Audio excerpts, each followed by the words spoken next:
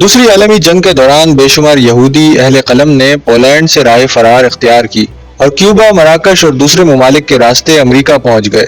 ایوان بھی ان میں سے ایک تھا۔ وہ نیو یارک کے اخبارات کا مطالعہ باقاعدگی سے نہیں کرتا تھا، اس لیے وہ اس بات سے لاعلم تھا کہ اس کے ساتھیوں میں سے کتنے امریکہ پہنچنے میں کامیاب رہے اور کتنے راستے میں مار ڈالے گئے۔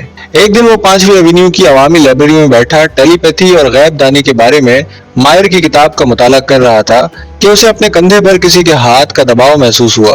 اس نے نظریں اوپر اٹھائی تو کرسی کے پاس ایک پستہ قد مرد کھڑا نظر آیا۔ اس کی پیشانی کشادہ تھی، بال سفیدی مائل اور آنکھوں پر سنہری فریم کی اینک تھی۔ رخساروں کی ہڈیاں ابھری ہوئی، خم کھائی ہوئی ناک اور بالائی ہونٹ ضرورت سے زیادہ اوپر کو اٹھا ہوا۔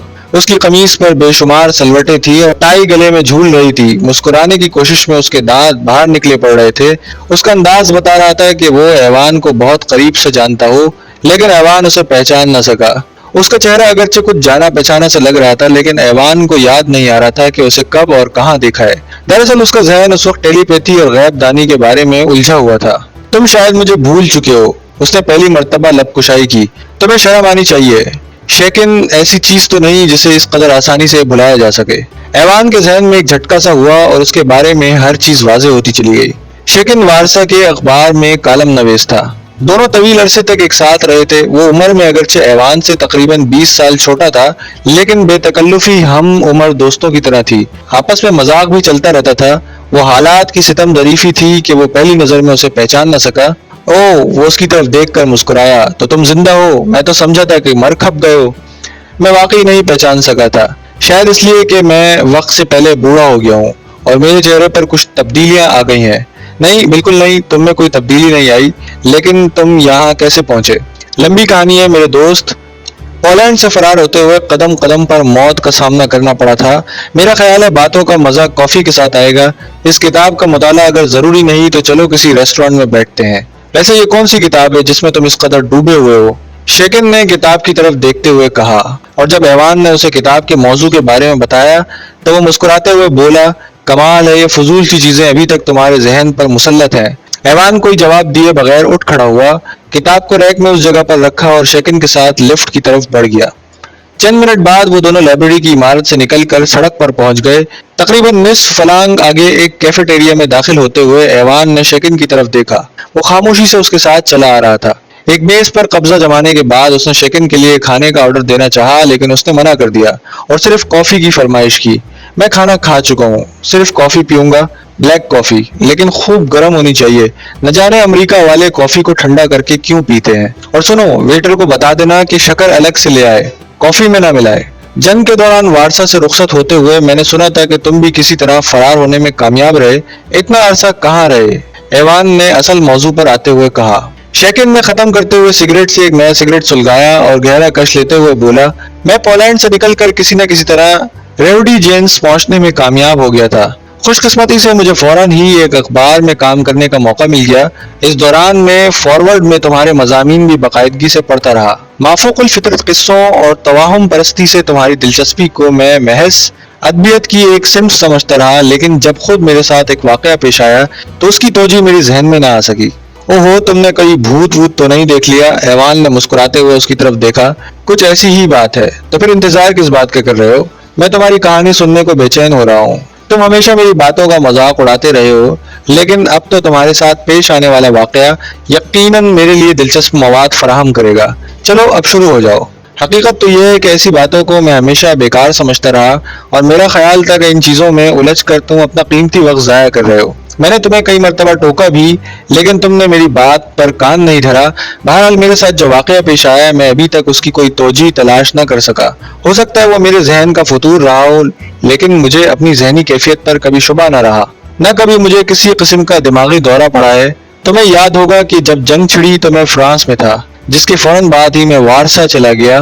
میرا خیال تھا کہ پولینڈ میں جنگ کی وہ شدت نہیں ہوگی جو میں فرانس میں دیکھ چکا تھا، لیکن وہاں پہنچتے ہی پتہ چلا کہ یہودی وہاں سے بھی فرار کی راہیں تلاش کر رہے ہیں۔ چنانچہ میں نے بھی وارسا چھوڑنے کا فیصلہ کر لیا اور چند افراد کے ایک گروہ کے ساتھ، جس میں عورتیں اور بچے بھی شامل تھے، بھاگ کھڑا ہوا۔ ہم کسی اور سمت جانا چاہتے تھے، لیکن بدقسمتی سے راستہ بھٹک کر ایک بار پھر فرانس پہنچ گئے۔ فرانس میں جنگ کچھ اور شدت اختیار کر چکی تھی۔ جرمنوں کا تسلط بڑھ رہا تھا۔ नाजी दरिंदे खून की होली खेल रहे थे। यहूदियों को तो वो ढूंढ ढूंढ कर मौत के घाट उतारते थे। गर्ज ये कि मैं फ्रांस से भी भाग खड़ा हुआ और किसी तरह कासाब्लांका पहुंचने में कामयाब हो गया। फिर न जाने कहां कहां भटकता हुआ ब्राजील जा निकला, जहां यहूदियों की एक काबिल जिक्र तादाद पहले ही आबाद थी। उनका कुछ असर व रसूख भी था और वहां एक छोटा सा अखबार भी निकलता था। उस अखबार की इंतजामिया के लिए मेरा नाम अजनबी नहीं था। उन्होंने मुझे अखबार के एडिटर बनने की पेशकश की, जिसे मैंने बखूबी कबूल कर लिया।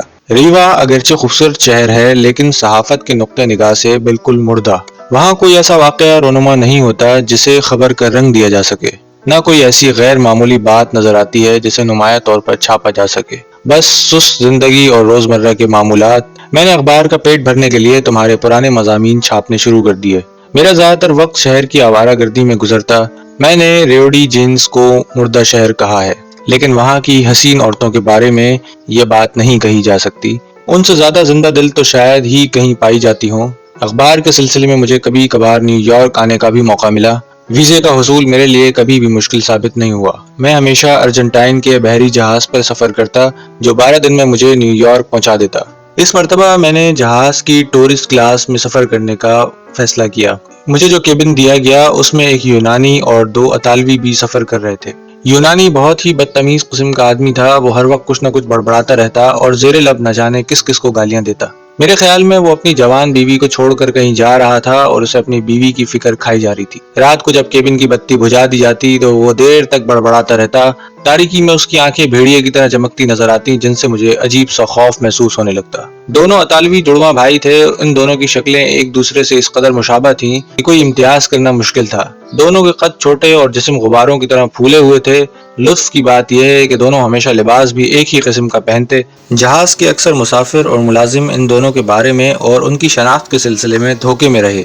वो दोनों दिन भर आपस में बातें करते रहते और उनकी जबान उस वक्त बंद होती जब आधी रात के बाद नींद की आगोश में पहुंच जाते, लेकिन सुबह होते ही उनके टेप रिकॉर्ड फिर शुरू हो जाते। 12 दिन के सफर के दौरान मैंने उन्हें नींद के अलावा एक लम्हे भी खामोश होते नहीं देखा। सितम ज़रीफ़ी ये कि हर 2-4 मिनट बाद वो वहशियों की तरह क़हक़हे लगाने लगते। यूनानियों की तरह अतालवी ज़बान का कोई लफ्ज़ भी मेरी समझ में ना आता।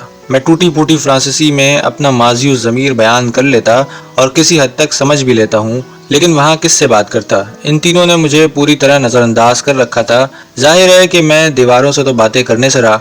मेरे लिए इसके सिवा कोई और चारा ना था कि खामोश बैठा उनकी बकवास सुनता रहूं।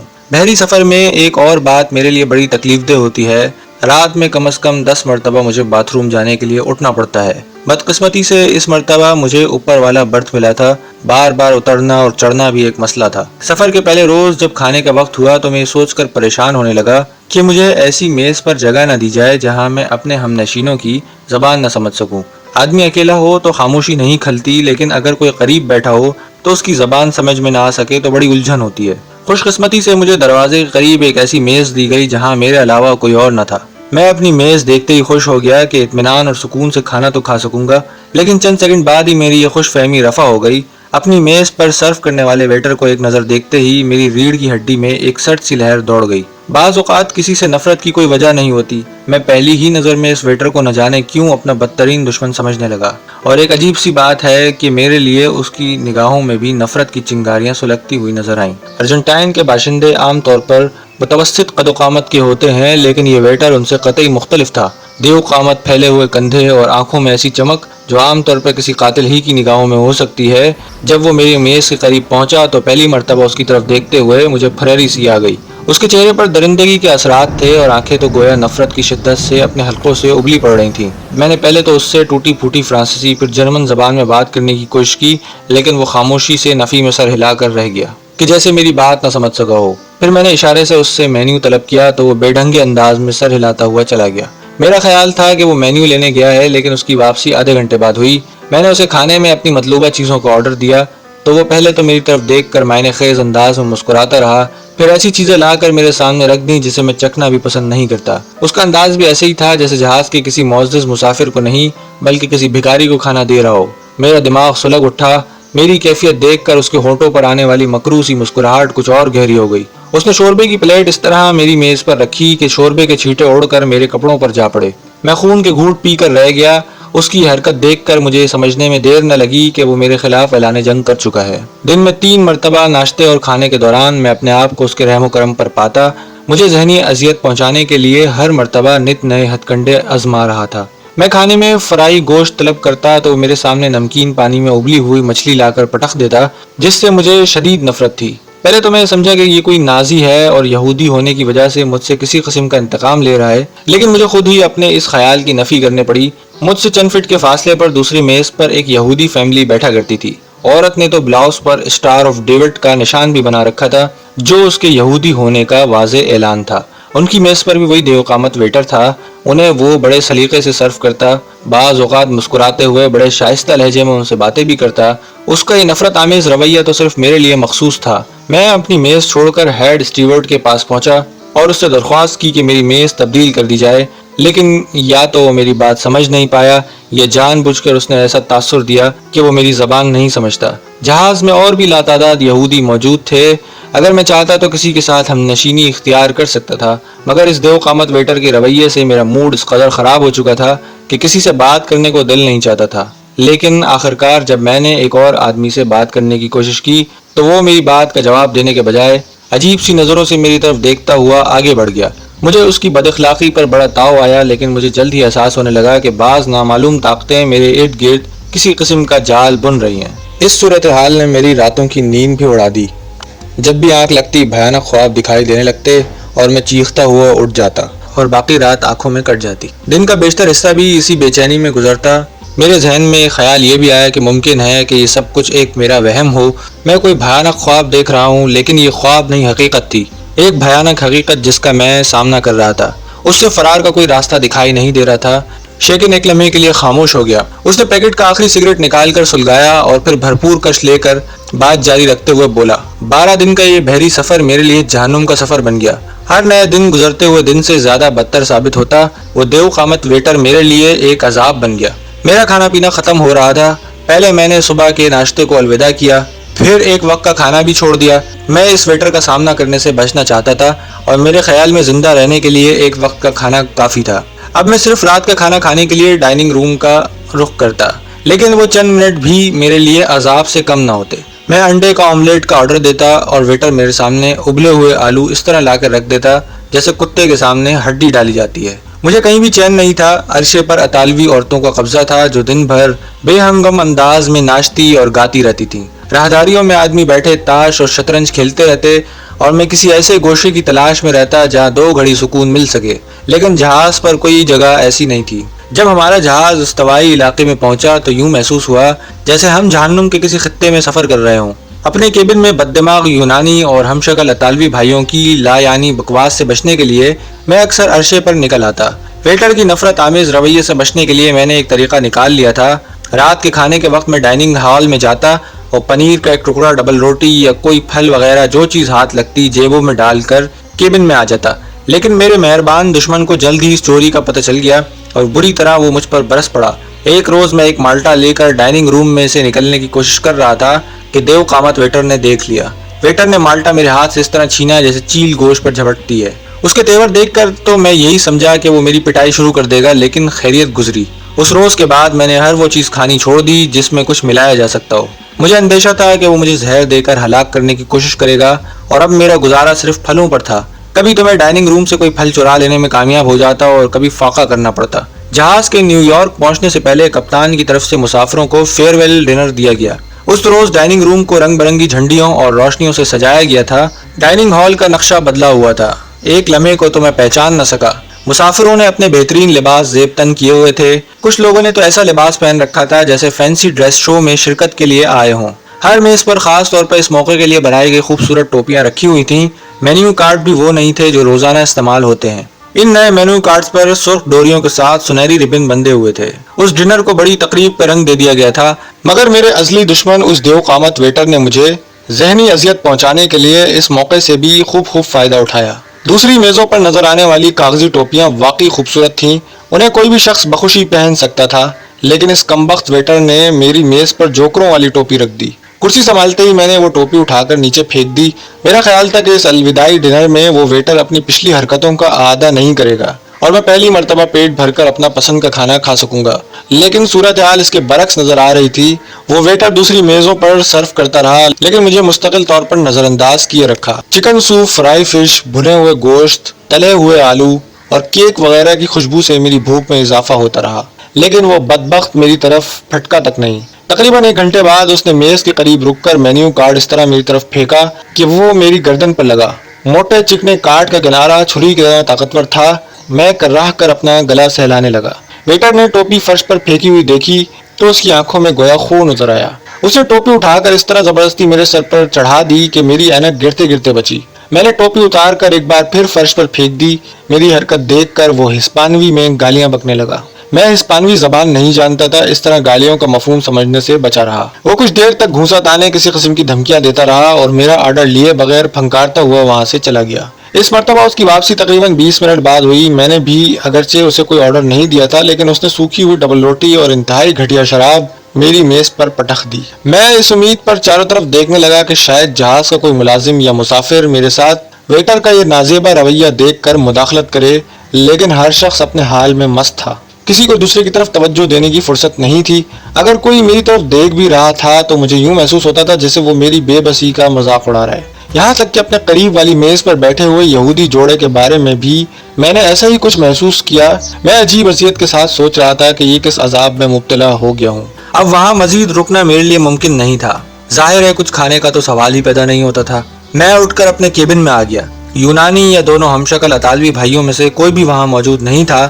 میں لباس تبدیل کیے بغیر اپنی برتھ پر چڑھ کر لیٹ گیا۔ جہاز سمندر کی لہروں کو چیرتا آگے بڑھتا رہا اور اوپر ہال سے موسیقی، قہقہوں اور شور و غل کی آوازیں سنائی دیتی رہیں۔ میں اس قدر تھکا ہوا تھا کہ لیٹتے ہی سو گیا۔